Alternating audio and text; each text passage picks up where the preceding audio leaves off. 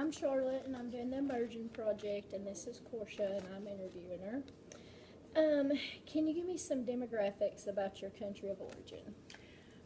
Well, I'm gonna say we originated from Africa and was brought here for slavery, but I was born in the United States, so Okay. that's really my country.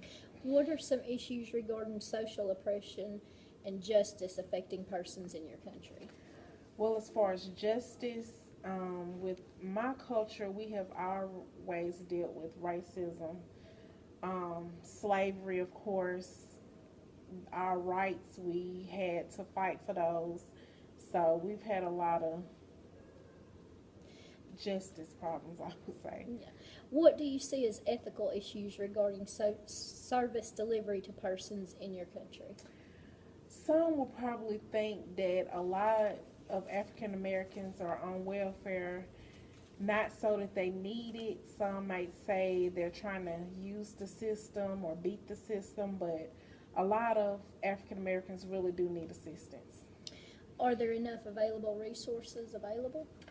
I feel like we do have a lot of resources available. We have welfare, we have the TANF, the food stamps, Medicaid, Medicare, Social Security. So, I think it is. Are there any other issues regarding service delivery that you? I think sometimes, depending on where you live, can be the downfall to some of the people getting the services they need because bad areas or if it's a lot of violence, I think they would kind of be negative or scared to work in those areas. Yeah. What do you see as implications? Uh, the Emerging Project. Excuse me. Can you give me some demographics? It's kind of the same, but you can ask. Do you believe or feel that your community supports you and your heritage? The community I live in, yes. What issues regarding social oppression affect persons in your background that you have seen? Um, I have seen, well, I can't really say that I have seen a lot of racism or negativity because the community I grew up in was predominantly white, but everybody got along and going to high school and everything. I had a lot of white friends and their parents were very accepting of me, so I can't say I've seen. Can you give me some demographics about the community that you live in now? Well, my community is a mixed community. I live in Saks, which is a part of Anniston.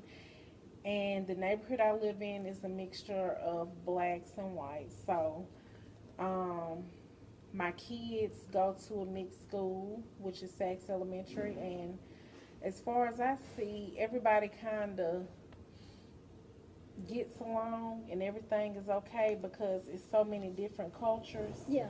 So one of them is not really dominant as as it used to be, put it like that, because it's a mixed school. So Have you experienced or seen any ethical issues? I have not personally. I haven't. Um, is there available resources in the area where you live? Yes, we do have DHR if you need those assistance. We have Second Chance for assistance. We have the Boys and Girls Club, which is located in Jacksonville, and we have Head Start programs. So it's I see a lot of assistance for those that need it. What was it like growing up? Did you experience any discrimination or racial issues, or did you really even know? I mean, how old do you think you were when you realized? I think I was older when I realized it because growing up, I went to a predominantly white school, and I realized that most of the teachers were white. Most of the faculty were white, except for in the lunchroom or driving the buses. Yeah.